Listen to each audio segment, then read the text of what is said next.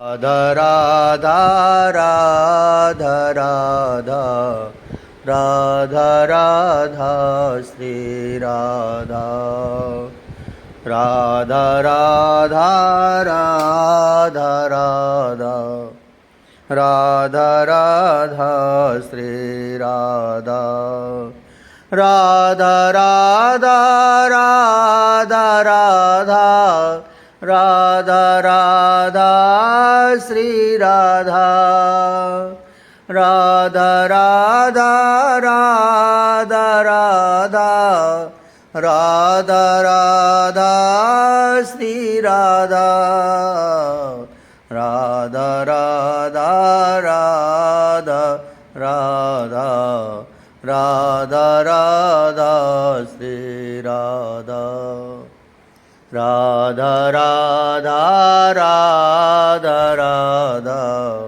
राधा राधा श्री राधा। श्री वृंदावन बिहारी लाल की जय।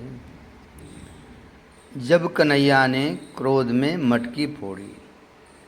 कन्हैया अपनी मैया के गोद में बैठकर स्नेह रस का पान कर रहे हैं। मैया दर्शन रस का पान करते हुए मुग्ध हैं। देवता तो अमृत का पान करके तृप्त हो गए, पर उस अमृत में से ये रस कहाँ। इस अमृत में तो विशुद्ध वात्सल्य का भरपूर रस मिला हुआ है। तभी तो ब्रह्म यशोदा के वक्ष से निकल रहे दूध को पीते हुए भी आघाते नहीं हैं, अप्रसन्न हैं, अत्यधिक आनंदित हैं, क्योंकि मैया का ध्यान अब पूर्ण रूप से कन्हैया पर ही है। अभी तक चिड़चिड़े से थे कन्हैया। कारण यही कि मैया का ध्यान लाला पर नहीं था, माखन पर था, माखन निकालने पर था।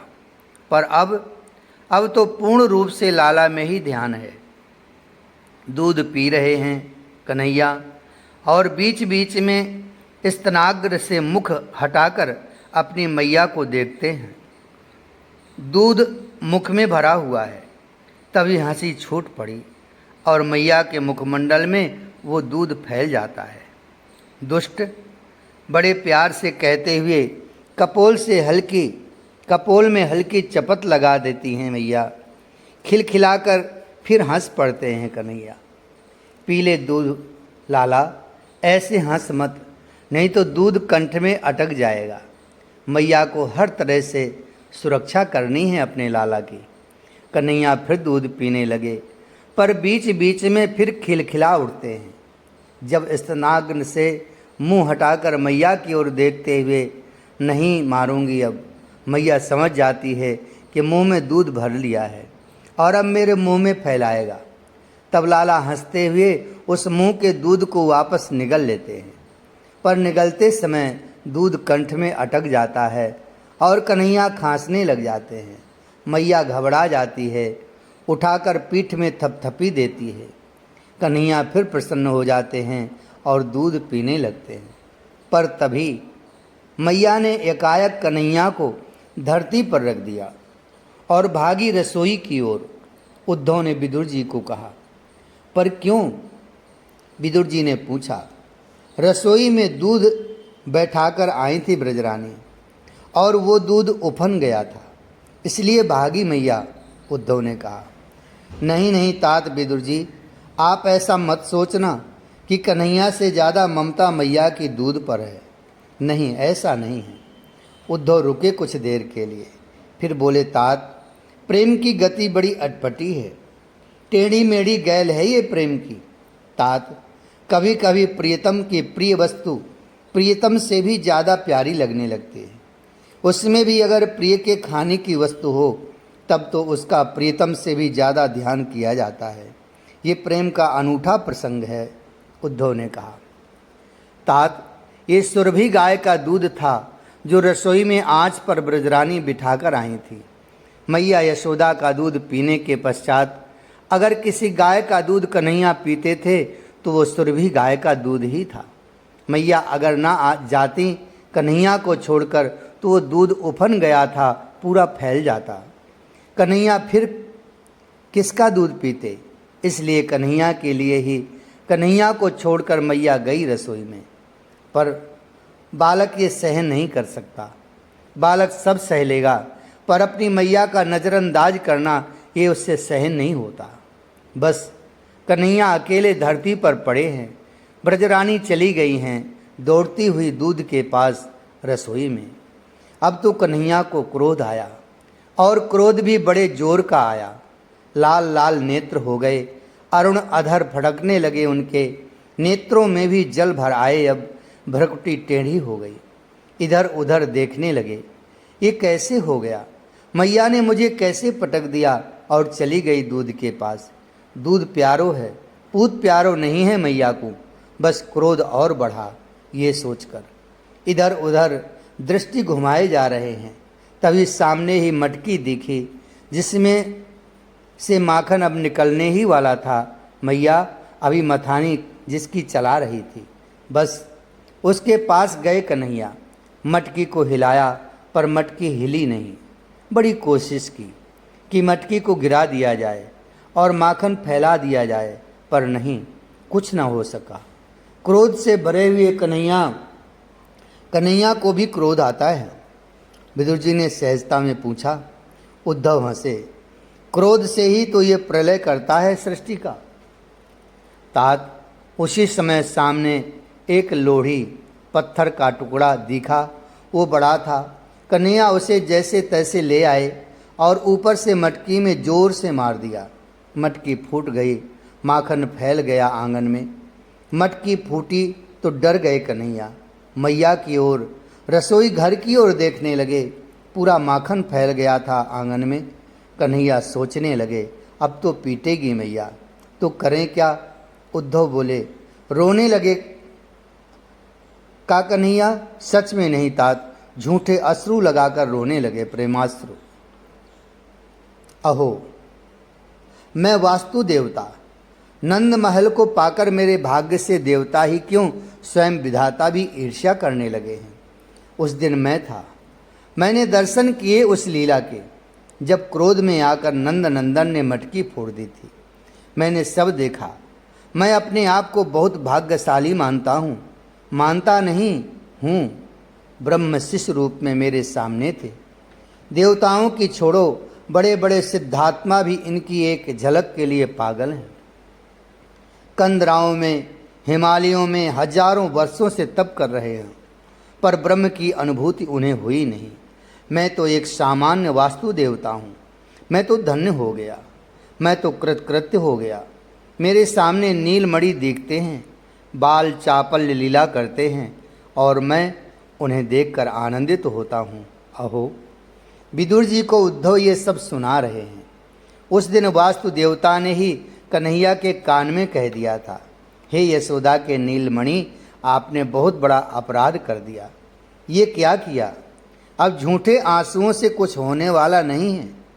पर दादी की मटकी थी, ये इस खानदान की सबसे पुरानी मटकी थी, ये तुमने तोड़ दी। डर गए कन्हैया। मैं वास्तु देवता, उस रूप को देखकर मुझे बड़ा आनंद आया। काल जिससे डरता है, वो नंदलाल आज यशोदा से डर रहा था। रोना बंद कर दिया।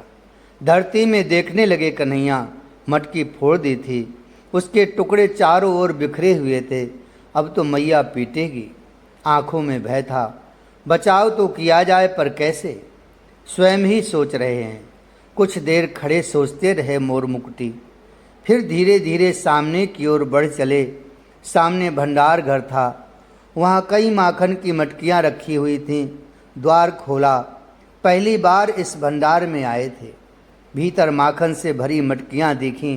कन्हैया तो खुश, माखन इतना रखा हुआ है यहाँ। उखल में चढ़ गए, खिड़कियाँ खोल दीं। अब खिड़कियों के खुलते ही बानर समाज सब आ गया। वृक्षों में चढ़कर खिड़कियों से देख रहे हैं बंदर। तभी मनसुख इत्यादि ग्वाल सखा भी आ गए। उन्होंने भी देखा कि खिड़कियों में बंदरों का उत्पात है, माखन खा रहे हैं। पर जैसे ही वहाँ गए तो मनसुख बोला, उत्पात तो हमारे सखा ने मचा रखा है, खाओ खाओ माखन, खूब खाओ। भंडार घर से माखन की मटकी लेते हैं और बंदरों को खिला रहे हैं कन्हैया। माखन ही माखन हो गया है भंडार में। अब तो भंडार से बाहर बहने लगा था दही दूध। ग्वाल बाल भी कहाँ पीछे रहने वाले थे, वो सब आ गए। कन्हैया उन्हें देखकर और खुश हो गए। लो खाओ माखन, खूब खाओ। कन्हैया प्रसन्नता के कारण उछल रहे हैं आज, बड़े प्रसन्न हैं आज कन्हैया। ये सब उपद्रव देखकर मुझे आनंद तो आ रहा था, अति आनंद, पर अब तो मुझे भी डर लगने लगा था कि ब्रजरानी कन्हैया को ताड़ना न दें। मैं कुछ कर भी नहीं पाऊंगा, वास्तु देवता जो ठहरा। अब जाकर रसोई का कार्य पूरा हुआ था। ब्रजरानी का कार्य पूरा करके जब आंगन में आई तब देखा मटकी फूटी पड़ी है। उस मटकी का माखन आंगन में फैल गया है। ब्रजरानी हंसी। मैंने लाला को पटक दिया और रसोई में चली गई, इसलिए उसे क्रोध आया होगा। ब्रजरानी ने ज़्यादा गंभीरता से इस बात को नहीं लिया था, पर ब्रजरानी ने देखा, इधर उधर देखा, किंतु कन्हैया है कहाँ। वो थोड़ा भी डरता नहीं है कि मटकी फोड़कर वो गया कहाँ। तभी दूध और दही की धारा आती हुई दिखाई दी ब्रजरानी को। ये तो भंडार से आ रही है, तो क्या मेरा लाला भंडार में पहुंच गया। ब्रजरानी गई भंडार में, द्वार खुला है। भीतर गई तो वहाँ का दृश्य देखते ही क्रोध से भर गई, पर कन्हैया को कुछ भी भान नहीं है। वो तो अपने बानरों को और सखाओं को माखन लुटा रहे हैं और चिल्ला रहे हैं। भीतर का दृश्य ब्रजरानी ने देखा। माखन की सारी मटकियाँ फोड़ दी हैं कन्हैया ने। चारों ओर बस माखन ही माखन फैला हुआ है। क्रोध के कारण पहले ब्रजरानी बाहर आईं।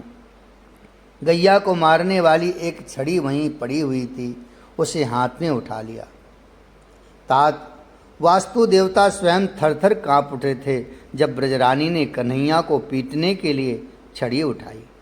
काल देवता स्वयं डर गए थे जब कन्हैया को पीटने के लिए मैया ने छड़ी उठाई। महालक्ष्मी काँप उठी थीं जब कन्हैया को पीटने के लिए मैया ने छड़ी उठाई थी। ओह, अब क्या होगा, क्योंकि क्रोध में ब्रजरानी का मुखमंडल लाल हो गया था। अपने पीछे छड़ी को छिपाए मैया भंडार घर में प्रवेश करने लगीं, दबे पांव ताकि लाला को पकड़ सकें। पर मनसुख ने देख लिया था। वो चिल्लाया, लाला देख तेरी मैया आ रही है। कन्हैया ने पीछे मुड़कर देखा, दोनों हाथ पीछे हैं मैया के और वो चली आ रही है। मुख को देखा कन्हैया ने, समझ गए कि आज तो पिटेंगे। खिड़की से कूदे कन्हैया और भागे जोर लगाकर। ब्रजरानी भंडार घर से बाहर आईं और कन्हैया के पीछे दौड़ी। स्थूल शरीर मैया का और 5 वर्ष के कन्हैया, रुक, मैं तुझे आज छोड़ूंगी नहीं। भाग के कहाँ जाएगा तू, हद कर दी तेने आज। सांस फूल रही है मैया की, क्योंकि भाग रही हैं लाला के पीछे। अब तो पसीने आ गए मैया के, बेड़ी ढीली हो गई, उसके फूल गिरने लगे। सांस तो रुकी पड़ी है आज संपूर्ण ब्रह्मांड की, क्योंकि ये पहली घटना है जो ब्रह्म को ताड़ना देने के लिए ब्रजरानी दौड़ रही हैं। अहो तात, उद्धव आज इतना ही बोले थे। तात, श्री कृष्णावतार द्वापर के अंत और कलयुग के आगमन पर हुआ था। हर युग में भगवत भक्त अनंत संख्या में मिल जाएंगे, पर कलयुग में उद्धव विदुर जी को श्री कृष्ण चरितामृतम सुनाते हुए ये बात बोले थे। यमुना के तट पर कालिंदी के कूल पर शीतल बयार चल रही है। वहीं बैठे विदुर जी अपने आराध्य श्री कृष्णचंद्र जी की दिव्य कथा सुन रहे हैं और बड़े आनंदित हैं। मैया ब्रजरानी भाग रही हैं अपने शुद्ध कन्हैया के पीछे। उपद्रव भी तो आज सीमा पार कर गई थी। ऐसा भी कोई करता है? मटकी एक फोड़ी होती तो चलो कोई बात ना थी, पर भंडार के जितने मटके थे सब फोड़ दिए। उसका माखन भी बांदरों को और ग्वालों को लुटा दिया और अब भाग रहे हैं कन्हैया। पीछे छड़ी लेकर यशोदा मैया दौड़ रही हैं। आज तक ब्रजेश्वरी क्यों दौड़ी होंगी? ब्रज की महारानी हैं ये। ब्रजेश्वरी सब कहते हैं इन्हें, पर आज चोटी ढीली हो गई है, मुख लाल हो गया है दौड़ते हुए। अब तो पसीने भी आने लगे हैं। लगभग हाँफने लगी थी ब्रजरानी। आगे कन्हैया दौड़ रहे हैं। चपल उनके चरण गोल गोल घूमते हैं, फिर टेढ़े मेढ़े भाग रहे हैं। बेचारी ब्रजरानी कहाँ तक भागे इसके पीछे। ये तो अद्भुत कुशल है भागने में। थक गई हैं, बुरी तरह से थक गई मैया। सुस्ताने के लिए बैठना ही पड़ा मैया को। हाँफ रही हैं। जो भी देख रहा था इस दृश्य को, सबको दया आ रही थी ब्रजरानी के ऊपर। तो क्या कन्हैया को दया नहीं आवेगी? पकड़ ले मैया, आ पकड़। कन्हैया चिढ़ाने लगे थे अपनी मैया को। गर्मी के कारण सिर चकराने लगा था मैया का। तभी उस स्थिति में ब्रजरानी को मिट्टी खाने का प्रसंग स्मरण हो आया और संपूर्ण ब्रह्मांड इसके मुंह में मुझे दिखे थे, ये भी तत्क्षण स्मृति आ गई। सामने चिढ़ा रहे कन्हैया नारायण दिखाई देने लगे, पर मन में सोच रही हैं ब्रजरानी, तो क्या हुआ अगर ये नारायण है तो हो मेरा पुत्र बनकर आया है तो उपद्रव का दंड इसे मिलेगा ही।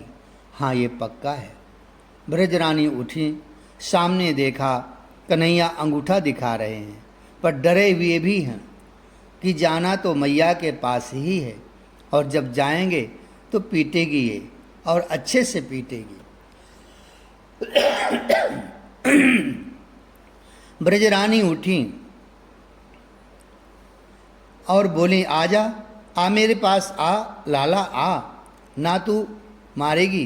कन्हैया बोले, ना मारूंगी सच, तू आ तो जा, तेरी पूजा करूंगी, आरती उतारूंगी, आजा। मैया आगे बढ़ रही हैं ये कहते हुए, पर तेरे हाथ में छड़ी है, या को देख के मोए डर लगे। कन्हैया बोले, लाला या छड़ी ते कहा डरनो, ले मैंने फेंक दियो। ऐसा कहते हुए ब्रजरानी ने अपने हाथ की छड़ी फेंक दी। उद्धव प्रसन्नता में बोले, तात, जीव के हाथ में अहंकार रूपी छड़ी जब तक है तब तक परमात्मा कहाँ हाथ आवे। उद्धव, क्या कन्हैया फिर हाथ में आए ब्रजरानी जी के? विदुर जी ने ये प्रश्न किया। नहीं, अभी भी भागने में लगे हुए हैं। भगवत तत्व का बोध हुआ ब्रजरानी को, वो स्मृति आ गई। ब्रह्मांड मुख में दिखा था वो स्मृति। तुझे अपने सतयुग के भक्तों की सौगंध है लाला, मैया आवेश में बोली। सतयुग में तो मेरे बहुत भक्त हैं, कन्हैया हंसे। तो फिर तुझे त्रेता युग के भक्तों की सौगंध है, तू मेरे हाथ आ जा। ना मैया, त्रेता युग में भी मेरे भतेरे भक्त हैं, कन्हैया सहज ही रहे। द्वापर के समस्त भक्तन की सौगंध है तुझे, अब तो आ जा, मैया बोली कसम देकर। पर कन्हैया नहीं आए। कन्हैया ने सोचा द्वापर में भी मेरे बहुत भक्त हैं, तुझे कलयुग के भक्तों की सौगंध है। मैया के ये कहते ही रुक गए कन्हैया, सजल नेत्र हो गए कन्हैया के। कलयुग में तो मेरे बहुत कम भक्त हैं, भक्तों की संख्या कम है कलयुग में, फिर उनकी सौगंध मैं कैसे टालूं। खड़े रहे। कलयुग के भक्तों का स्मरण करते हुए कन्हैया आंखें बंद कर ली थीं उस समय। फिर उसी समय ब्रजरानी को भगवत भाव की विस्मृति भी हो गई। सामने पुत्र ही दिखा, कोई भगवान नहीं। बस वो दौड़ी और धम्म से जाकर पकड़ लिया। 2 थप्पड़ पहले ही लगा दिए। रो गए कन्हैया। करेगा उधम, मचाएगा उपद्रव, कान पकड़ रही हैं, गाल में थप्पड़ मार रही हैं। क्रोध से भर गई थी ब्रजरानी। आज चल बताऊंगी मैं आज तुझे। गोपियां आ गईं नंदालय के आंगन में। कन्हैया को पीट रही हैं मैया यशोदा और हिलकियों से रो रहे हैं कन्हैया। छड़ी दिखाती हैं तो कांप जाते हैं एक अपराधी की तरह। मत मार ब्रजरानी, तेरो कठिन हियोरी बाई। कैसा कठोर हृदय पाया है री ब्रजरानी। मत मार अपने लाला को, देख कितना कोमल है ये। मत मार, देख कैसे रो रहा है, तुझे दया नहीं आ रही। बूढ़ी गोपियां समझा रही हैं। हाँ, नहीं आ रही मुझे दया।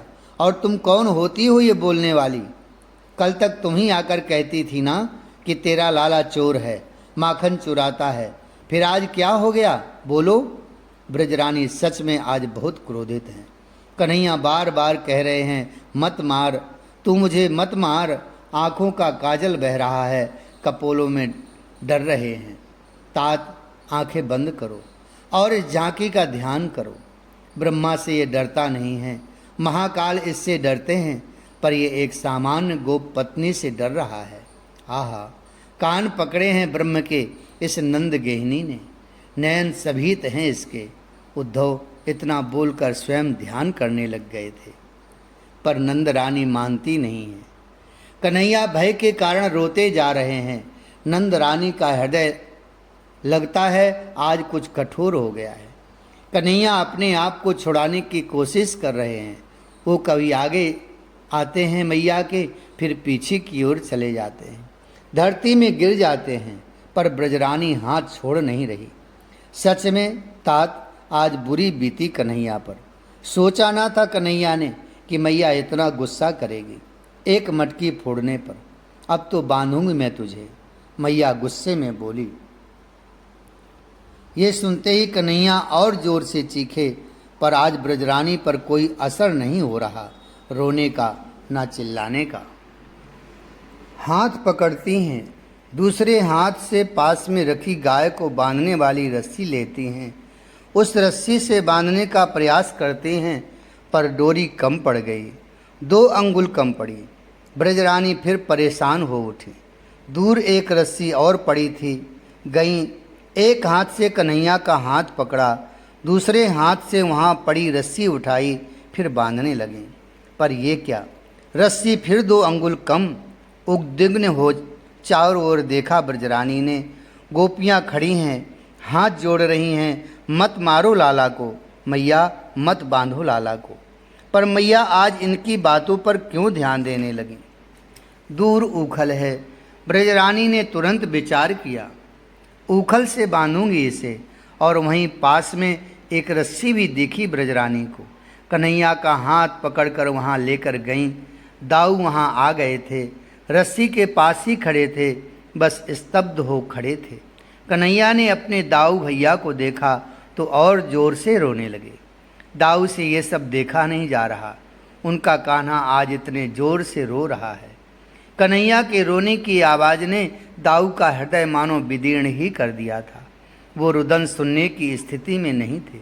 दाऊ, रस्सी दे, ब्रजरानी ने आदेश किया। दौड़ पड़े दाऊ, चरणों में गिर गए मैया के। मैया छोड़ दे लाला को। मैया तू तो इतनी कठोर न थी, फिर आज क्या हो गया है तुझे। एक मटकी ही तो फोड़ी है, नीलमणि को देख, एक मटकी के लिए तू इसे बांधना चाह रही है। नहीं मैया, मत बांध इसे, छोड़ दे मैया, छोड़ दे। दाऊ के नेत्रों से अश्रु गिरने लगे थे। तुझे माखन प्यारा हो गया है मैया, ये ब्रज का प्यारा कन्हैया तुझे प्यारा नहीं लग रहा। देख मैया कितना कोमल है ये, और ये रस्सी, गौ को बांधने वाली रस्सी से तू इसे बांधेगी। मत बांध मैया, मत बांध इसे। दाऊ प्रार्थना करने लगे थे। पर तू मुझे समझाएगा, भाग यहाँ से, नहीं तो मैं तुझे भी बांध दूंगी। दाऊ को भगा दिया था मैया यशोदा ने। अब वहाँ पड़ी रस्सी को उठाया। 2 रस्सी से बांध चुकी हैं, ये तीसरी रस्सी है। इसी लेकर जोड़ा दूसरी रस्सी से, फिर बांधने लगे। पर नहीं, उद्धव बोले, तात ऐसे कैसे बंध जाएगा ब्रह्म। पर ब्रह्म भले हों, जब पुत्र बनकर आए हैं तो बंधना पड़ेगा ही। विदुर जी बोले, फिर पूछ बैठे उद्धव से, ये 2 अंगुल का रहस्य क्या है, रस्सी कम क्यों पड़ी रही है। उद्धव बोले, तात मैं बांधूंगी, जहाँ यहाँ जो ये मैं है ना, यही बाधक बन रहा है। किसने कहा वो साधना से मिलता है। तात वो तो कृपा से मिलता है। हमारे करने से मात्र हमारे अहंकार की पूर्ति ही तो होगी, हमारा अहंकार ही तो पुष्ट होगा, और इस मार्ग में तो अहंकार ही सबसे बड़ा बाधक है। तो कुछ ना करे, साधना आदि कुछ नहीं। विदुर जी ने पूछा।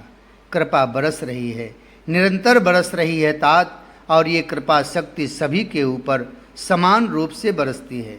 हाँ, पात्र होना आवश्यक है, बिना पात्र के उस कृपा को कहाँ रखोगे।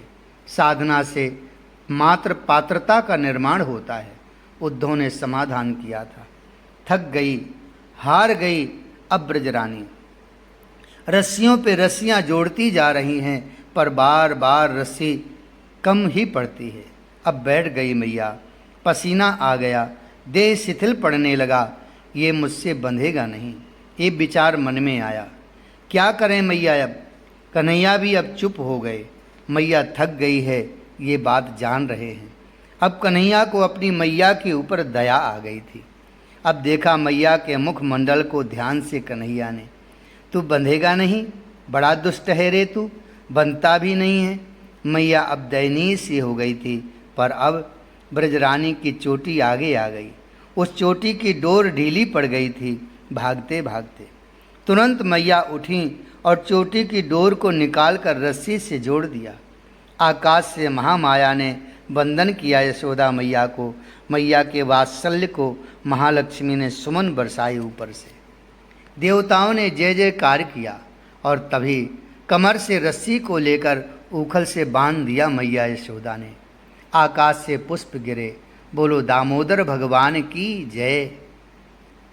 बंध गए ब्रह्म, दुनिया को बंधन मुक्त करने वाला ब्रह्म आज स्वयं वात्सल्य के बंधन में बंध गए थे और दामोदर बन गए। दामोदर का मतलब होता है बंधा हुआ ब्रह्म।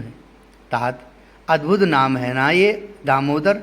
मैया ब्रजरानी लाला को ऊखल से बांधकर चली गई रसोई में, क्योंकि भूख लगी होगी ना इसे। दिन भर से कुछ खाया भी तो नहीं है। रसोई में जाकर कुछ बनाने लगी थी। सामने वृक्ष हैं। कन्हैया ने उन वृक्षों को देखा।